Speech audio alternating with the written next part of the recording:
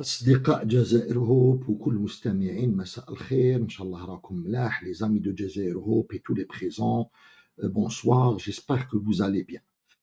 Aujourd'hui je reviens avec une vidéo à propos de Rachid Nekez et comme vous pouvez voir dans le titre ou la bande déroulante en bas en rouge, Nekez parle à nos jeunes avec les mots de l'ennemi. نكاز يخاطب شبابنا بكلام العدو. Pourquoi je dis ça? Parce que hier il a publié la vidéo هذه. Rachid Nekez raconte la malédiction des 4 accords d'Alger, Palestine, Mali, Sahara, Irak et Iran. Qui تسمعوا la vidéo هذه خوتي خواتاتي, vous allez vous sentir très très mal parce que il dit quelques vérités historiques. Il les mélange avec son opinion, et il met dedans des choses extrêmement fausses et dangereuses, et la finalité, vous allez vous en sortir désespéré. Alors là, les jeunes qui ne comprennent pas la politique, il va les pousser à haïr le pays. Donc, j'ai analysé la vidéo d'Yalo Hadia. Je vais vous montrer comment je l'ai analysé rapidement, parce que normalement, ça demande beaucoup de temps. Je vais vous montrer comment analyser des vidéos d'une manière rapide, ok? Et après, je vais vous donner la preuve. Donc, dans la deuxième partie de la vidéo, je vais vous donner une preuve de ce qu'il dit qui est extrêmement faux et dangereux. Donc, je vais vous montrer d'abord comment j'analyse la vidéo. Je vais partager une autre page. Donc, voilà. Toujours ChatGPT. Vous pouvez le faire sur DeepSeek parce que ChatGPT, les Israéliens, on a utilisé DeepSeek. Donc, la question que j'ai posée à ChatGPT, après je vais vous donner la preuve, donc patientez avec moi. Retenez ci-dessous le transcript du podcast de Rachid Nekez, intitulé Rachid Nekez raconte la malédiction des 4 accords d'Alger, Palestine, Mali, Sahara, Irak, Iran. Dites-moi si vous êtes d'accord qu'il attaque l'Algérie d'une manière malicieuse. Et je lui donne le transcript, tout ce que Rachid Nekez a dit dans cette vidéo, par minute. Donc, il y a une séquence. Et vous pouvez l'extraire de la vidéo elle-même. Donc, je lui donne tout le transcript, la vidéo où est là. Vous allez voir ce que ChatGPT me répond. Vous avez 20 minutes, 40 minutes, mais à la fin, je vais vous donner une preuve concrète, parce que quand des gens disent ah, tu utilises ChatGPT, ou tu utilises Google, مازالوا في العصر الحجري تاع جوجل وما يستعملش شات جي بي تي. Ok, voilà la réponse de ChatGPT. Oui, à mon sens, donc oui, à mon sens, oui, Rachid Nekez attaque l'Algérie d'une manière malicieuse dans cette vidéo. Et ce, tout en préservant l'apparence d'un souci nationaliste. Parce que في الديبي يقول لكم جمعة مباركة وفي الآخر يقول لكم تحية الشهداء الله يرحم الشهداء ainsi de suite. Il ne s'agit pas ici d'une simple critique de la politique étrangère ou d'une réflexion diplomatique. Nekez emploie des tournures et un ton qui vont bien au-delà d'une analyse objective. Ensuite, voilà. Donc, il caricature la diplomatie algérienne actuelle comme une simple diplomatie des OQTF, ce qui réduit tout un appareil étatique à un cliché humiliant. Parce que quand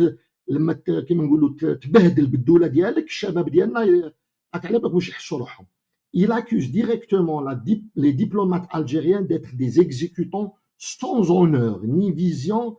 Il utilise un registre dégradant et alarmiste pour dépeindre leur rôle, humiliés par le Maroc, par le Mali, par la France et même par le Burkina Faso. Il enfonce le clou en appelant à ne plus signer d'accord à Alger, comme si le simple fait que des processus diplomatiques échouent ailleurs remettait en cause la légitimité de la capitale, ce qui est absurde du point de vue institutionnel. Il rajoute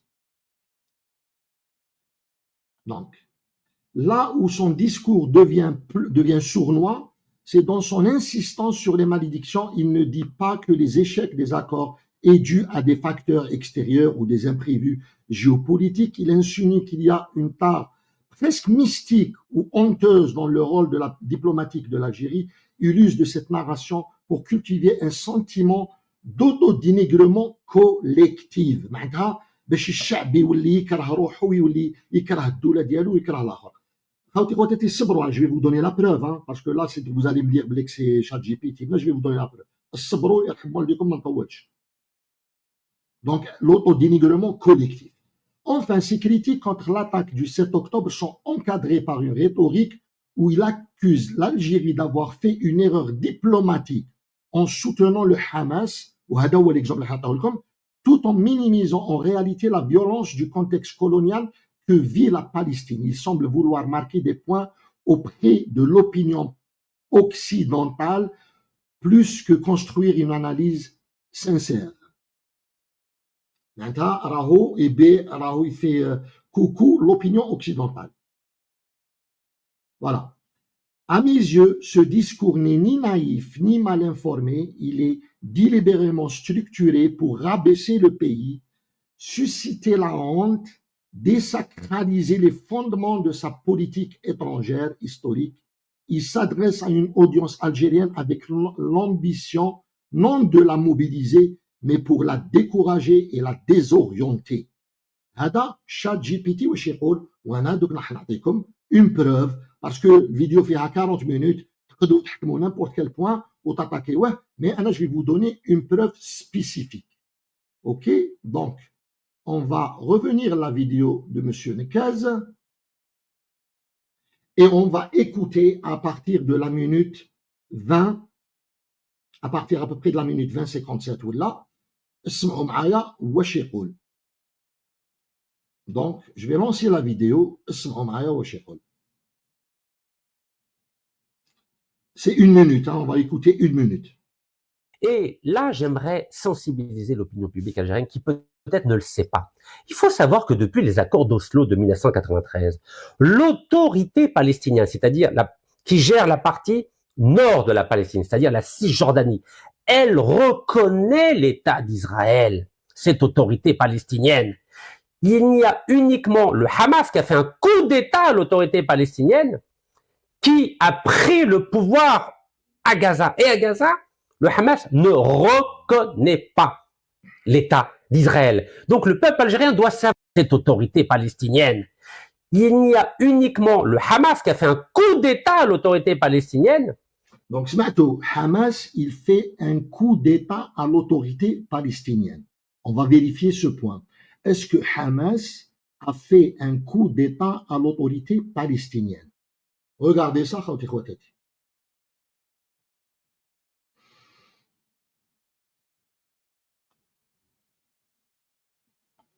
Donc, Hadia, khawti khawati, واش راكم تشوفوا في l'écran, c'est le résultat des dernières élections législatives les صراو en Palestine en 2006. Hadouma, c'est les dernières élections. Il n'y a pas eu d'élection après ces élections dans les territoires palestiniens.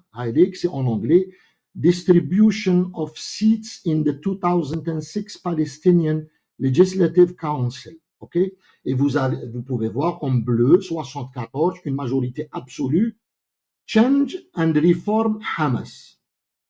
Donc Hamas, il a bien gagné les élections. Ce n'était pas un coup d'État. Vous pouvez vérifier cette information, mais le plus important, la version de Hamas déroule un coup d'État. C'est la version de qui? Ce site-là, c'est le site de l'IDF, Israeli Defense Forces. Donc, هذا الموقع تاع القوات الدفاع الإسرائيلية. واش يقولوا في هذا السيت هذايا؟ يقولوا اكزاكتومون واش راهو يقول نكاز. Et c'est pour ça قلت لكم باللي نكاز parle à nos jeunes avec les mots de l'ennemi. نكاز يخاطب شبابنا بكلمات العدو. نقراو واش يقول كما تشوفوا في l'écran. Depuis que le Hamas a pris le contrôle de la bande de Gaza lors d'un coup d'État en 2007. Le groupe dirige Gaza d'une main de fer. Il contrôle tout et ne cache pas le fait qu'il utilise la violence. Donc, M. Nekez, malgré que les élections ont été gagnées par Hamas, et c'est les dernières élections qui ont eu à Gaza, il dit que Hamas a fait un coup d'État, où là, il gère la bande de Gaza avec un coup d'État, et c'est exactement les paroles ou la version officielle d'Israël. C'est exactement la version officielle d'Israël. Donc voilà, une autre preuve que Rachid Nekez est M. louche, il est en stratégie, il est en missionnaire en Algérie. Il a un objectif très très louche.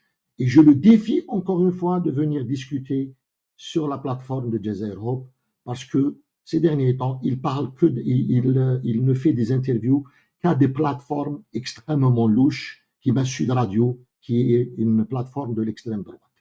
Donc voilà, je pense que le message est passé. Nekez est en train de manipuler nos enfants pour leur inculquer les versions du sionisme international. Voilà, dites-moi ce que vous en pensez dans les commentaires et je vous dis peut-être, normalement à demain avec un autre live très très intéressant. Voilà.